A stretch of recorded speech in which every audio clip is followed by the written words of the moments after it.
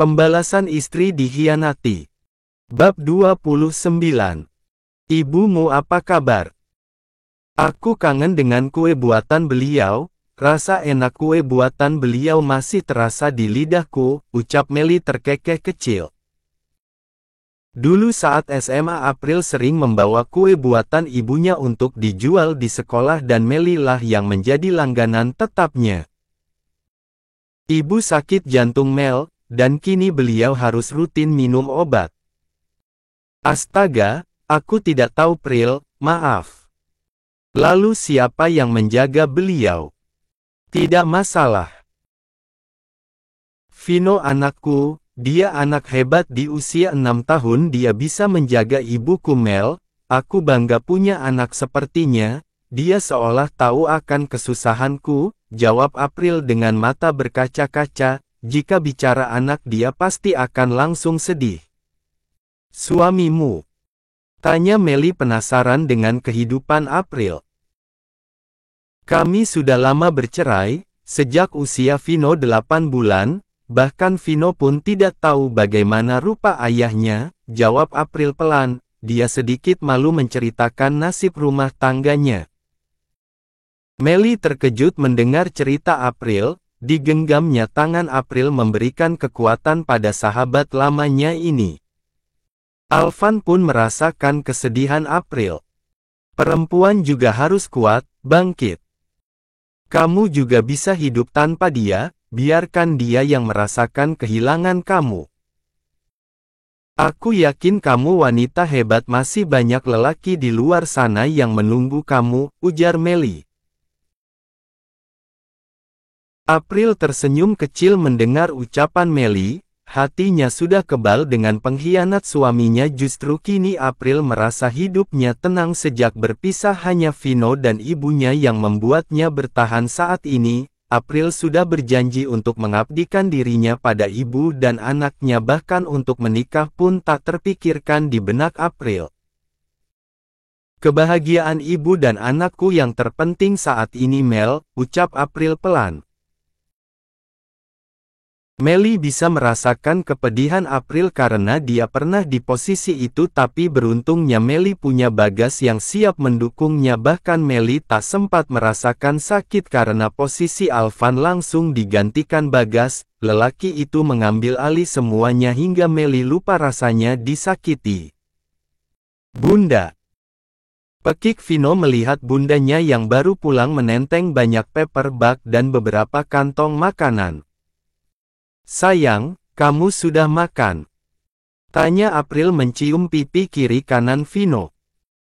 Sudah bun, tadi Arya kesini bun, dia bawa mobilan baru, kalau bunda gajian belikan untuk Vino ya, cerocos bocah tersebut. Alvan berjongkok di hadapan Vino dan menariknya. Bunda belanja banyak untuk Vino, tapi Vino harus rajin belajar ya dan jaga nenek di rumah, bunda kan harus bekerja. Ini ada oleh-oleh untuk Vino, ucap Alvan mengeluarkan isi dari paper bag yang dia bawa, sebuah mobilan truk besar membuat Vino terpekik bahagia. Beneran untuk Vino pak? Tanyanya tak percaya dan diangguki Alvan. Wah! Keren, pasti Arya akan sering main ke sini, dia tidak punya mobilan sebesar ini pak, lanjut Vino membuka boxnya. Tapi Vino harus jadi anak pintar, jangan buat bunda sedih ya, sekarang mobilan dulu, kalau Vino sudah besar kita beli mobil beneran, ucap Alvan tertawa kecil. Ini ada lagi, Papa Alvan banyak belikan mainan untuk Vino, Vino harus bilang apa? Ucap April menyerahkan satu paper bag lagi. Terima kasih pak, oleh-olehnya Vino suka, jawab Vino mencium pipi Alvan tanpa diminta. Alvan membuat Alvan merasa tersentuh. Tiba-tiba air mata April mengalir dengan sendirinya, dia merasa kasihan dengan Vino. Vino haus akan kasih sayang seorang ayah, sedangkan April tak bisa memberikannya. April belum terpikir untuk menikah lagi, dia masih trauma dengan masa lalunya. Alvan tersenyum dan mengusap kepala Vino pelan. Sana ajak Arya main. Vino segera berlari keluar, dia ingin memperlihatkan pada teman-temannya kalau dia punya mainan baru. Terima kasih Pak, ucap Ariel pelan sambil menghapus air matanya. Sudah sepantasnya Vino mendapatkan apa yang dia inginkan, dia anak baik, dan kamu sudah bekerja keras untuk membahagiakannya.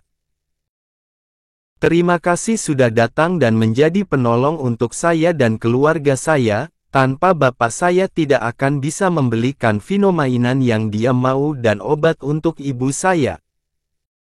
Bukan karena saya, itu semua kehendak Tuhan, saya hanya perantara saja. Nikmati apa yang sudah Tuhan berikan untukmu, ujar Alvan tersenyum kecil. Tapi kalau bukan karena Bapak. Sudah, jangan sungkan, anggap saja itu semua hadiah dari Tuhan karena kamu sudah menjadi wanita kuat dan berhati baik, potong Alvan membuat April tertunduk malu. Beberapa jam Alvan mampir ke rumah April, bahkan dia sudah bermain lama dengan Vino dan saatnya dia pulang, Alvan juga merindukan Satria anaknya. Sepertinya April cocok dengan Alvan sayang, ucap Melly. Lalu kenapa? Kamu cemburu? Ngaco deh, aku cuma lebih mendukung kalau April yang jadi istri Alvan, aku tahu April dia cukup baik dan sopan, jelas Melly. Sepertinya kami yang cemburu denganku, tebak Melly. Aku setiap hari akan cemburu padamu jika memperhatikan lelaki lain, kamu tahu itu kan, jawab Bagas meletakkan ponselnya di atas nakas dan bersiap tidur. Sejak si kembar sudah semakin besar mereka sudah memisahkan tidurnya di sebelah kamar mereka, tapi Bagas tetap memantau anaknya dari CCTV dan tetap terjaga di malam hari untuk melihat anak-anaknya. Aku rasa Alvan juga menyukai April karena tidak mungkin Alvan bisa membawanya menjadi model padahal awal pertemuan mereka cukup tidak enak, ucap Bagas. Kamu tahu? Ya. Saat kami akan membahas proyek ini tapi April malah menumpahkan minuman ke jas Alvan, cerita Bagas sedikit terkekeh mengingat kejadiannya. April memang sedikit ceroboh, dari dulu dia cengeng, tidak jarang dia hanya dijadikan bahan bulian teman-temannya, ujar Melly mengingat masa lalu mereka. Kehidupannya dari keluarga yang tidak berada sayang, tapi ada rasa takut jika Alvan menikah dengannya. Aku takut April mengalami hal yang aku alami, aku Melly. Sayang, semua orang punya masa lalu, semakin dewasa seseorang pasti dia semakin berpikir matang. Alvan juga tak ingin kehidupannya berantakan, tapi dia bisa apa? Takdir membawanya pada kehidupannya saat ini, kita doakan semua baik-baik saja. Aku yakin Alvan juga sudah bertobat dan dia ingin kehidupan rumah tangga yang harmonis, jelas Bagas. Semoga saja sayang, tapi jika dia menikah dengan April minta Alvan tinggalkan rumah mamanya, ucap Melly sedikit ketus. Kamu takut Mbak Fatma mencuci otak Alvan? Tebak Bagas yang seakan tahu isi kepala Melly. Ya, kamu tahu sendiri kan kakak iparmu itu bagaimana? Mama selalu ingin ikut campur urusan rumah tangga anaknya. Aku saja dulu yang berpisah rumah masih bisa dia dominasi, apalagi bersama. Kamu terlalu trauma sayang, ujar Bagas terkekeh kecil sambil mencubit gemas pipi Melly. Sudah. Ayo tidur. Katanya besok kamu banyak kegiatan, nanti malah telat loh. Melly menarik selimut dan mendekatkan tubuhnya pada suaminya ini. Melly memang tidak bisa tidur jika tidak dipeluk Bagas, dia suka berada di bawah ketiak suaminya, ini membuat Melly merasa nyaman dan terlindungi. Bagas juga suka jika Melly bergantung padanya, membuatnya merasa selalu dibutuhkan perempuan cantik ini. Hari ini Melly ada janji dengan April. Sejak pertemuan mereka Melly ingin menjalin kembali hubungan dengan April. dia merasa April perempuan baik dan juga sahabatnya, jadi Melly merasa bertanggung jawab untuk memberikan kehidupan yang layak untuk April meskipun dia tak berjodoh dengan Alvan nanti. Ayo masuk Mel, kenapa repot-repot kemari? Kalau ingin bertemu kamu bisa hubungi aku Mel, biar aku yang mencarimu, ucap April tak enak hati karena Melly yang mendatangi kediamannya.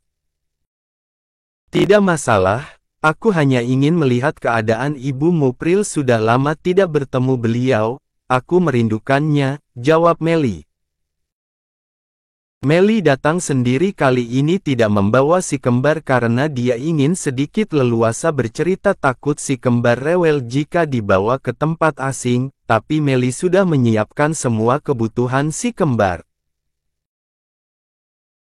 Melly memang sopan pada siapa saja, bahkan dia sudah menganggap semua perempuan tua sebagai ibunya sendiri. Dulu Melly membantu Bu Warsi karena dia ingin merasakan punya seorang ibu sejak orang tuanya meninggal, tapi Bu Warsi malah menikamnya dari belakang dengan menikahkan Karin pada Alvan. Tapi biarlah semua masa lalu, Melly tak ingin lagi mengingatnya. Saat ini dia hanya fokus pada kehidupan rumah tangganya. Ayo aku antar ke dalam kamar, beliau tidak pernah keluar kamar lagi Mel, sejak dia sakit ini, tubuhnya bertambah kurus, jelas April. Kasihan sekali beliau, ucap Melly mengikuti langkah kaki April yang membawanya ke dalam kamar berukuran kecil. Rumah April memang tidak terlalu besar tapi cukup rapi dan sekelilingnya masih asri membuat betah berlama-lama di sana. Melly melihat tubuh perempuan kurus terbaring di atas kasur yang bisa dibilang sudah mulai lusuh, hati Melly mengiba melihat keadaan perempuan renta itu terbaring tak berdaya. Bu, ini ada Melly, teman April sewaktu sekolah dulu, ibu ingat.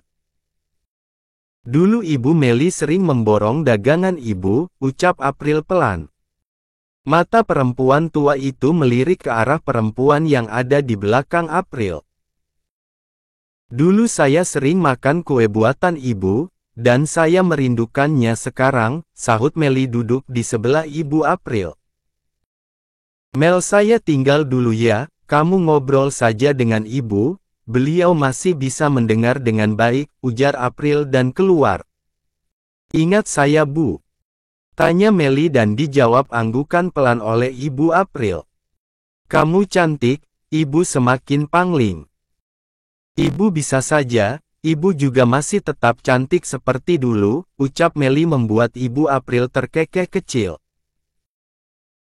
Kalau ingat masa kalian sekolah terkadang Ibu suka senyum sendiri. Ingat kenakalan April, ingat cengengnya April, tapi jika melihat Vino ibu merasa kalau ibu sudah sangat tua, hanya menjadi beban April saja.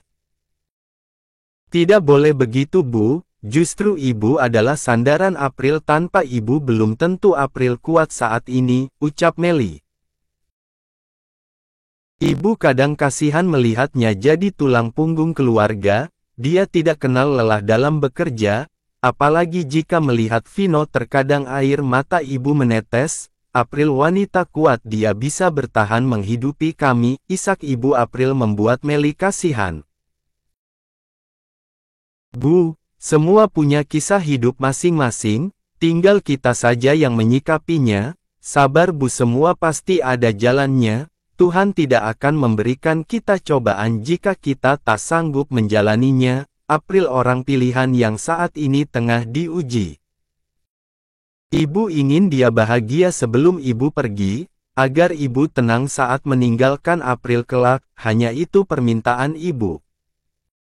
Saya yakin April akan bahagia, ada Vino di sampingnya, ucap Melly mengusap pelan lengan ibu April yang mengisak.